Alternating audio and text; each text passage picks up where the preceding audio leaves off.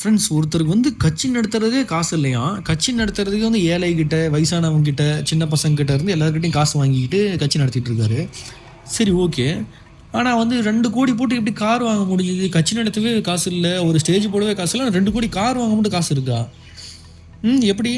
இப்போ இதே கட்சிக்காரங்க தான் ஸ்டாலின் வந்து 10,000 தான் கையில் வச்சிருக்காங்கன்னு சொன்னப்போ அடி அடின்னு அடிச்சாங்க. பேசுன்னு பேசுனா கிண்டல் பண்ணி சாவடிச்சாங்க ஸ்டாலினை. எப்படி 10,000 வச்சுட்டு இவர் வந்து கொடைக்கானல் போனார், எப்படி அங்கே போனார், இங்கே போனார், அந்த பேக்கேஜ் டீட்டெயில்ஸ் இருந்தால் சொல்லுங்கன்னு சொல்லிலாம் கிண்டல் பண்ணாங்க. இதே கேள்வியை இப்போ யார் சீமான் கிட்ட கேட்க மாட்டேங்கிறீங்க? சீமான் கிட்ட காசே இல்லை. ஸ்டாலினாவது பரவாயில்ல 10,000 வச்சிருக்கேன்னு சொன்னார். ஆனால் சீமான் கிட்ட காசே இல்லாமல் ஒருத்தர்கிட்டையும் பிச்சை எடுத்துகிட்டு இருக்காரு. திரள் நிதின்னு சொல்லி நான் இவ்வளோ அசிங்கமாக சொல்கிற தப்பே இல்லைன்னு நினைக்கிறேன். ஆனால் மக்கள்கிட்ட இருந்து வாங்குற காசை அவரும் குழந்தைங்கள ஃபாரினில் படிக்க வைக்கிறதுக்கும் அப்புறம் அவர் சொகுசு கார்லாம் வாங்கிட்டு ஊரை சுற்றுறதுக்கும் யூஸ் பண்ணிகிட்டு இருக்காரு. இதெல்லாம் கேட்க மாட்டிங்களா? அவங்க கட்சியில் இருக்க ஆளுங்களாம் கேட்க மாட்டிங்களா?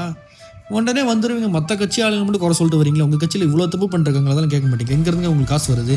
எந்த கட்சிக்காரரும் உங்களுக்கு காசு தராங்க அப்படின்னு சொல்லி கேளுங்க. உங்களால் முதல்ல கேளுங்க, உங்கள் தலைவரை முதல்ல கேளுங்க, எப்படி 2 கோடிக்கு வந்து நீங்கள் கார் வாங்கினீங்க அப்படின்னு சொல்லி கேளுங்க. கேட்டுட்டு அதுக்கப்புறம் வந்து மற்ற கட்சிக்காரங்களும் வந்து குறை சொல்லுங்கள்.